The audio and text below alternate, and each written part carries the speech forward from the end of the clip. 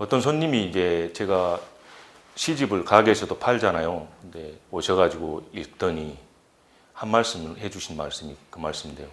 시가 참 맛있어요라는 말을 가장 제가 기쁘게 들었던 것 같습니다. 저는 제 시가 제 요리하고 결을 함께 한다고 생각해요. 저녁에 손님들을 받아서 창작 요리를 하는데 그런 것 같아요. 요리인 게 똑같은 음식을 하지 않거든요. 날마다 다른 식재료로 다른 것도 해보고 그래서 그렇게 하는데 시하고 그것이 일맥상통한 것이 창의성이라고 생각해요. 시와 요리. 이렇게 제 요리가 시를 돕고 시가 제 요리를 돕는 거죠.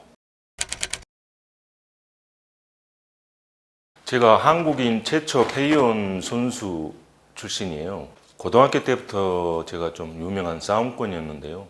생각해 보니까 합법적으로 링 위에서 할 수 있는 게 그것이 더 싸움 같아서 격투기 선수가 된 겁니다. 그런데 일본에 가서 이제 한 경기를 하고 거기서 이제 KO패를 당하고 돌아와서 제가 체육관도 운영하고 그랬었는데 체육관도 정리하고 이제 오랜 이제 방황의 시간을 좀 겪었던 것 같아요. 그러다가 어머니가 하신 선술집에서 제가 어떤 생각이 드는 거예요. 이제 나도 좀 어떤 누군가에게 좀 위로가 되는 어떤 직업을 갖고 싶다. 그래서 시작한 것이 요리의 제 출발입니다.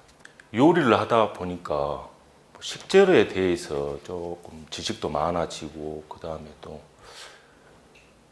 그러긴 했는데 너무 치열하게 살다 보니까 시를 못 쓰고 있었어요. 그래서 20살 때부터 20년을 40살까지는 시를 안 쓰고 글을 안 쓰고 살았는데 어느 날 몸이 많이 아픈 거예요. 몸이 많이 아프고 나서 이제는 치열하게 살지 않아야겠다라고 생각하는 순간부터 저한테 어떤 글이 오더라고요. 그래서 끄적끄적 거려보고 그러다 보니까 이제 시가 써지고 그래서 이렇게 그 시로 이제 45에 이제 등단할 수 있게 된 겁니다. 제 고향 섬 신안 지도거든요. 제가 자란 고향에서 가장 유명한 생선이 민어거든요. 그래서 제가 이제 민어 이 시를 쓸 때 민어에 먹는 방법, 그 다음에 민어가 사라져가고 있는 것, 그 다음에 또 어떻게 해야지 이 민어를 더 이제 불러들일 수 있을까라고 그렇게 고민하고 쓴 시여서 제목도 민어의 노래로 했습니다. 식재료를 다루면서 문득문득 한 문장씩 이렇게 들어오더라고요, 저한테.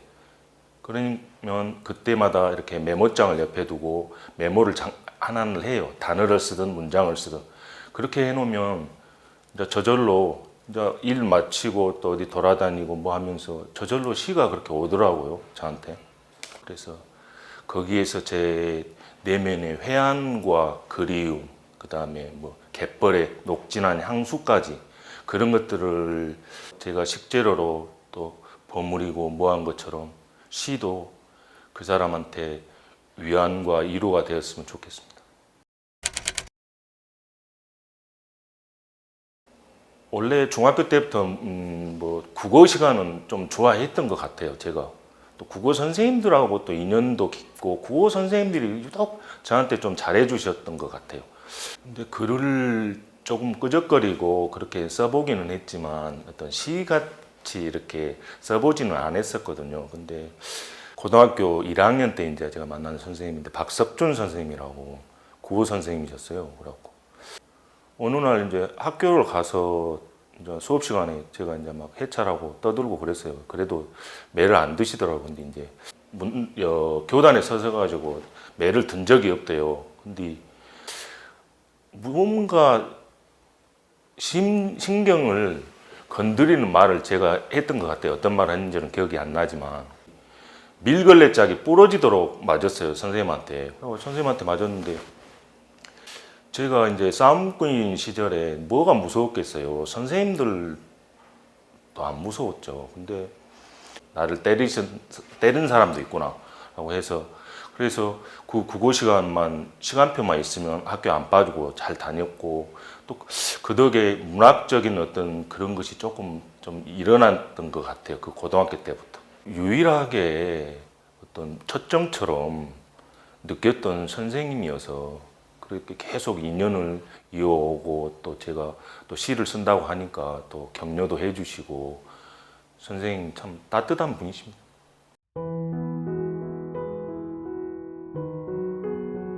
여전히 키스를 하면 온 밤이 불면이었던 공원의 그 시절로 돌아가고 싶다.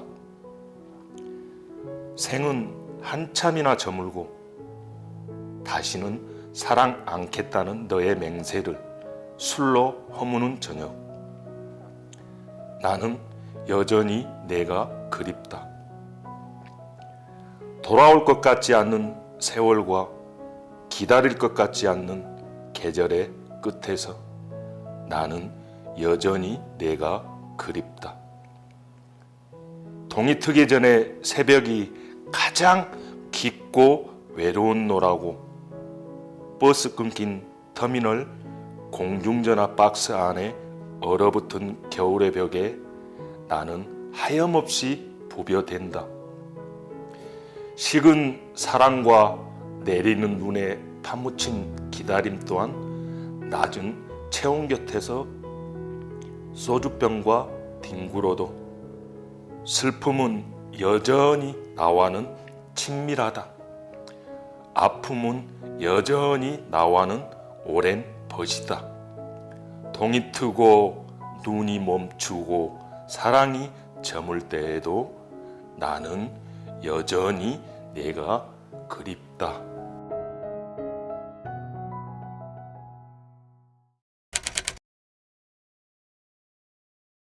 제가 18에 쓴 시가 여기가 한 편이 있고요. 이제 20살에 쓴 시가 한 2편 있는데 이 시가 제가 18에 쓴 시입니다.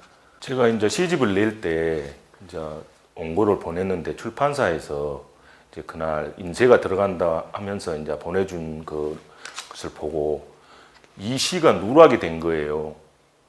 그래서 다시 재요청을 해가지고 마지막 시로 지금 올라가 있고요. 가장 제가 또 애정하는 시입니다. 이제 원고지에다가 파란 글씨로 써놨더라고요.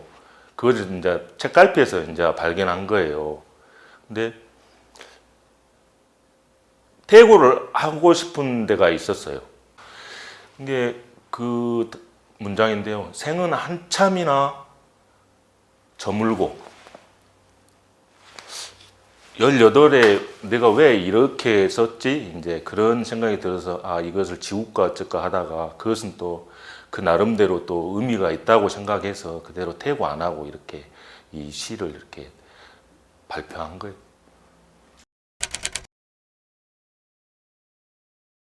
앞으로도 요리사 할 것이고 요리를 할 것이고 또 더 많은 식재료를 더 만질 것이고 하니까 더 많은 식재료를 통해서 또 다 이렇게 시로 형상화시켜서 한번 또 만나게 한번 또 만들어 보고 싶습니다.